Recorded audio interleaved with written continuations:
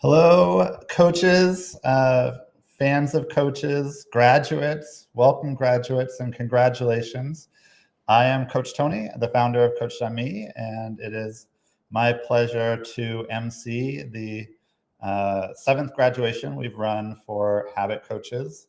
Just a few quick words. The way it works is I give this little intro. I play pomp and circumstance because this is a real graduation, and that's part of many graduation ceremonies. Then I will introduce our commencement speaker, and then turn it over to Kendra, who will read the names of today's graduates, and then we will have time at the end for a networking session where we can celebrate and talk to each other one-on-one. So sounds like everyone can hear me okay. That's part of my job here, is to do a quick tech check. And so we seem good there. Regarding the graduation and habit coaching, this is now, we're 5-6 years into really a brand new form of coaching where we were trying to fill some holes that we perceived at least existed in the coaching industry, especially around accountability and action and turning big goals into regular daily practice habits, essentially. And so I think it's fair to say we pioneered this. We figured out how to deliver coaching over chat, how to structure it, how to set expectations. And now we've taken those learnings and turned it into a very successful training program. So congratulations to everyone who came through this cohort. It's really a big deal for me and everyone in the Coach.me community to see new coaches come through the program and to honor them. And so that today is about honoring you. As part of that, we have a special keynote speaker. His name is Rob Filardo. He is a productivity coach, a productivity habit coach, one of the first habit coaches on the platform, one of the most successful, one of the most experienced. Someone, when I say that we built this training by learning from other people, this is one of the coaches that we learn a lot from. And so it is my great honor to bring to the stage Coach Rob Filardo, and we are going to hear his wisdom on the world of habit coaching. Rob, could you please come to the stage? Hi, Tony. Hi, Rob. Can you hear me? We sure can. Excellent. Tony and Kendra, thank you so much for having me, and welcome, graduates. It's an honor to be here to celebrate this milestone with you. You're now on your way to coaching on the Coach.me platform, and congratulations on this achievement. So I'll give a little round of applause here. As you move forward in this coaching journey, I want to share some lessons that I've learned from coaching here. Over the few years, it's probably over 100 lessons, but I tried to consolidate down, and I thought about 7. I thought that I wanted to share here today, and I feel like some of these could be very specific to the Coach.me platform as well. So it may not just be for productivity coaching specifically where I'm positioned, but it really could just be from working with clients, both just in the digital medium as well. One thing I started to notice right away, my first lesson was that what was second nature to me, or what felt like it was second nature, or maybe overly simplistic, could really be life-changing advice for someone else. Initially, I would hold certain things back. When for example, the idea of recommending to clients maybe that they should be focusing on sleep, or maybe looking at their calendar for the next day, to plan ahead and be proactive. Sometimes I would think about what a client had done before they started to hire a coach. They probably had been working on building habits themselves. Then they realized that they needed some more support. Then they found the Coach Semi platform. They found the coach. They went through all these other steps to get here. So I was always hesitant to provide simple information first, but I ended up retreating on that and backtracking with my approach with over time, because I realized that simple advice is not easy to implement often, and a lot of times the simple advice really is the best place to start. So instead of jumping in my from my experience, instead of jumping into apps and productivity systems or things that might be a little bit further or deeper down in the suggestion box, starting with the simple advice first can actually be very significant for a client. And it's not that they've never heard this before, but it's that they're working together with you on something that is simple. Again, simple but not easy. So start simple and don't hesitate to give out that type of what feels like it might be obvious advice. That's something that I've really started to learn to do more and more. Lesson number 2, and again, I think this one is more specific to working in the digital coaching platform. Say hello and set expectations quickly. I've seen, many clients have not hired a coach before, never had a coaching experience before, and one of the great things about websites that offer coaching is that it offers coaching for everyone. So with that said, expectations can be wildly different for clients, and there also may be some hesitancy when they first sign up.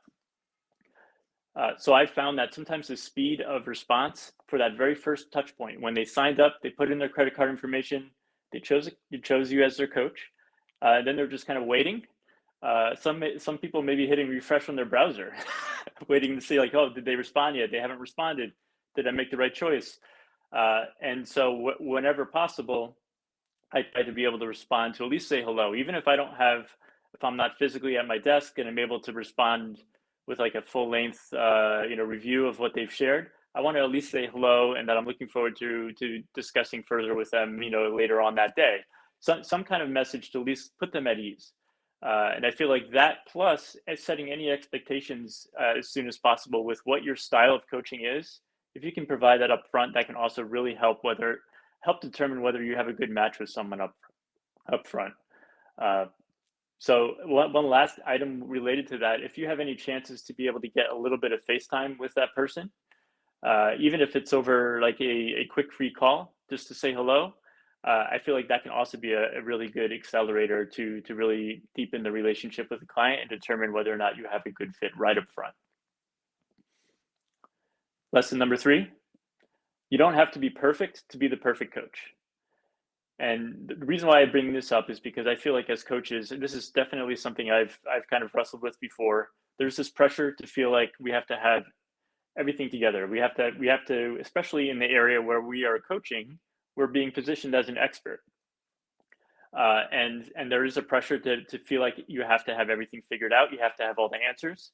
And that when it comes to your own life, you have to demonstrate that, again, everything is perfect in this area because I'm an expert and that's why you've hired me.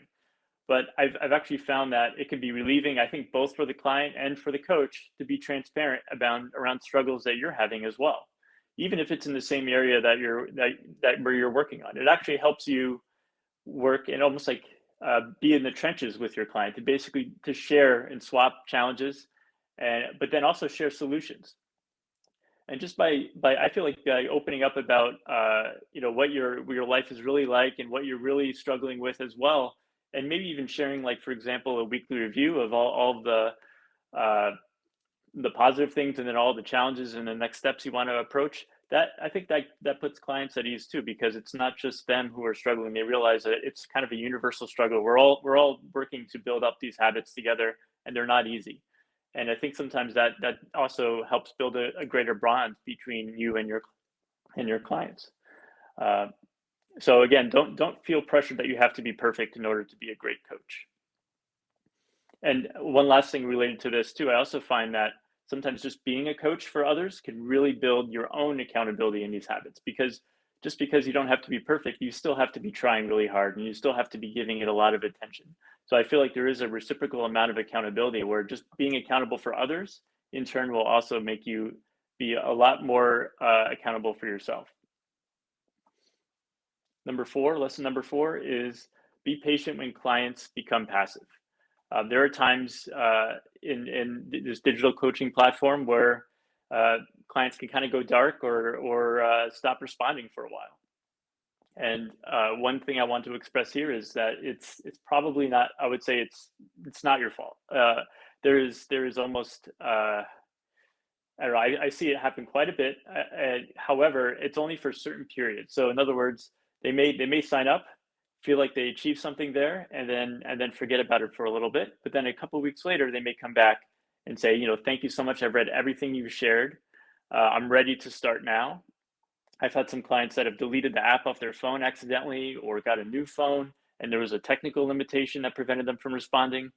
So, so if you do have some periods of inactivity with the client, don't stress about it. It's not your fault. Make sure that you still send something. Send something to say hello. Maybe you can share an article or two about something they may find interesting. Still try to provide value, because even if somebody was disconnected for a time, if they see that you've been reaching out, they'll be even more excited to work with you when they're ready. And I have had some people that have come back over more than a few months to say, I read everything you've sent, Rob, and I couldn't appreciate it more, and I'm ready to get started. And it really surprised me. I kind of thought that I had lost them, but they actually did come back. So keep that in mind, and don't beat yourself up if they kind of go into that passive mode. Number five, uh, you may find that a lot of clients who sign up to work with you have already read all the material. They've already done all the education. They've done all the analysis. They're tracking everything. They're doing everything right. And I've seen many situations, clients that are more skilled in a lot of the things that I'm working on than I am, and they're just absolutely doing a fantastic job. Like, and they're inspiring me. It's just fantastic to see it. However, they feel like they're failing, and that's why they hired a coach. And what I kind of break this down in, I see two different areas here related to the success and whether or not somebody sticks with a habit. It has to do with their performance as far as what actions they're actually taking, but then it also has to do with their own expectations. So in many instances, I'm finding the performance seems to be good. They're on a really good trend. They're learning more. They're tracking everything, and they basically built a habit. However, their expectations were to be perfect, or they were basically constraining themselves so much with the parameters of success that they're almost set up for failure, and so they were feeling bad about it. So I find myself as a coach uh, sometimes working with some people on the performance, but sometimes it's actually very common to be working more on the expectations, on allowing a little bit more flexibility and really demonstrating to somebody that they are on the right path. Sometimes these individuals are kind of in a silo and they're working on these habits in a very private way, so they don't realize that what they're attempting to do may not be very practical for a normal life. So helping refine the expectations may be more of your job as the coach, instead of just encouraging people to actually take action. Also, a little bit of a turn for the negative here. We can support people all as much as we can, but we can't take responsibility and we can't take action for our clients. Occasionally there will be some clients who will either project a little bit of blame on coach because they're not doing it, but we're doing the best that we can to support and provide direction and provide next steps and cheer them on, but we still just don't see the next steps happening, no matter how small we try to break down those the next steps for guidance. And so I think it's very hard, especially at the beginning as a coach. You start to take responsibility for it, start to feel a little bit bad about it, but we can't take it personal. We can only take it so far. And I've definitely gone as far as to say, well, I can't do this for you, as a leading intro to a message, because we have to allow our clients to take responsibility for their own actions at the end of the day. So what I care about here is that coaches don't beat themselves up in those instances, but they do. I would actually treat it more like a hard mode or a challenge mode in this example. to say, what can I do? Maybe there's something a little bit more creative that I can do to go off of my typical path of coaching to help ignite something in that client, to help get them motivated. And it could be a way for you to expand your own skill set and your own repertoire of approaches that you could take with clients when you're faced with somebody who's just not responding. And my last step here, my last lesson learned, number 7, always leave with accessible next steps. If you think about the journey for clients, these clients are, they've often tried and worked their way through building up their own habits themselves independently. Then they realized, it wasn't working, or they were having some challenges. Then again, they did the research, they found the website, they found the coach, and now they're basically continuing to try. So it's not that they've never worked through this before. So I think one key difference that coaches can really provide are accessible next steps. People may have this idea of wanting to become more fit, and so they think about the gym, and they have a perspective of what they want to do when in order to be fit, I have to go to the gym and I have to work out for 90 minutes. But they may not think about the idea of making things more accessible, meaning, if there's a really bad snowstorm, you can't go to the gym. Why can't you work out in your home with just a few things, right in your bedroom? Why can't you do something with body weight exercises? There's a lot of things. Sometimes people need to get reframed away from those initial expectations that led them to needing a coach, and they need something more accessible. And we want to be able to build recommendations that allow them to get more wins and build momentum. And that momentum, I think, will be what really makes things different for a client compared to when they were working independently. So work your way to always allowing next steps from any conversation you have. Always give the client a plan of action. It could be very short, like send me a message later today when you walk out to the gym, or send me a photo using the Coach.me file feature, of your mailbox. I've seen pictures of mailboxes at 5 a.m. when people go for a run.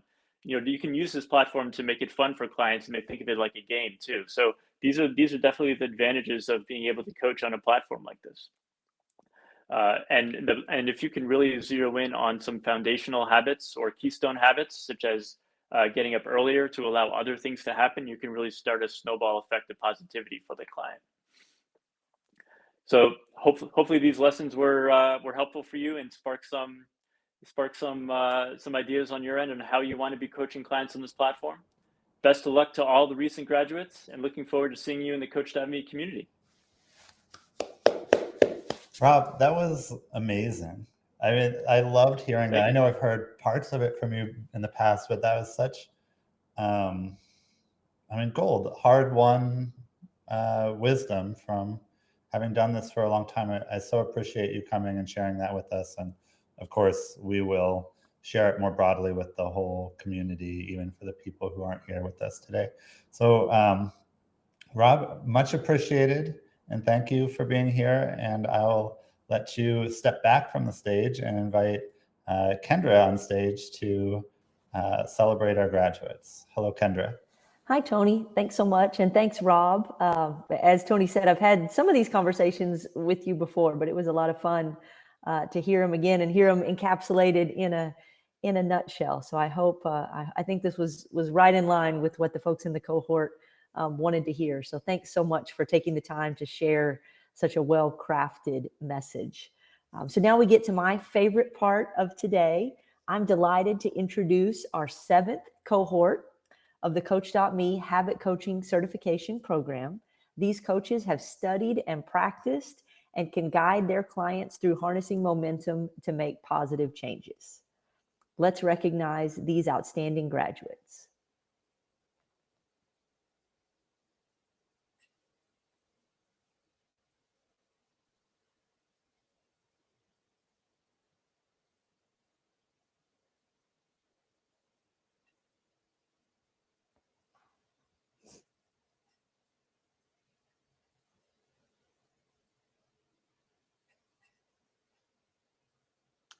Justin Carey helps people who feel directionless or unfocused steer through the fog towards a more purposeful future by starting with 5 minutes of mindful reflection each day.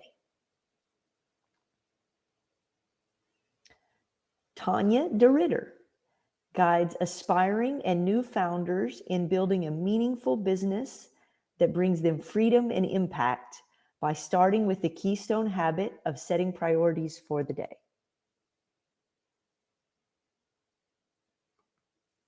Safa El-Esraoui helps entrepreneurs be productive and beat procrastination by starting with the keystone habit of setting priorities for the day.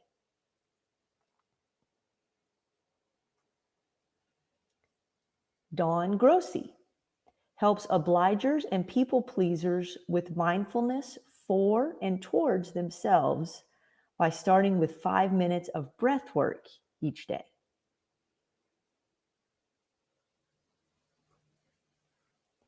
Jason Heer helps individual leaders in their organizations become more intentional, empathetic, and authentic by creating a safe and better workspace for all employees. Kim Jefferson helps women over 40 feel like the confident woman of their dreams so they can stop dieting by starting with the keystone habit of eating your veggies. Oren Kivity delights in helping practitioners, healers, and therapists gain confidence and momentum by starting with a one-word intention. Elke Cisco helps stressed out nerds stay sane by starting with the keystone habit of just one breath.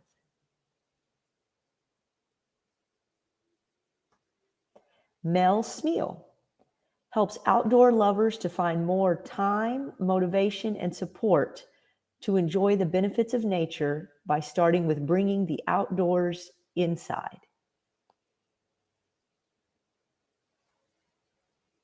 Sandra Scotti helps overwhelmed overthinkers relax their minds, organize their thoughts, and overcome their doubts so they can stress less and take action by starting with just 5 minutes of writing. Alberto Cabas Vidani helps aspiring content creators become prolific by starting with writing 50 words a day on any topic.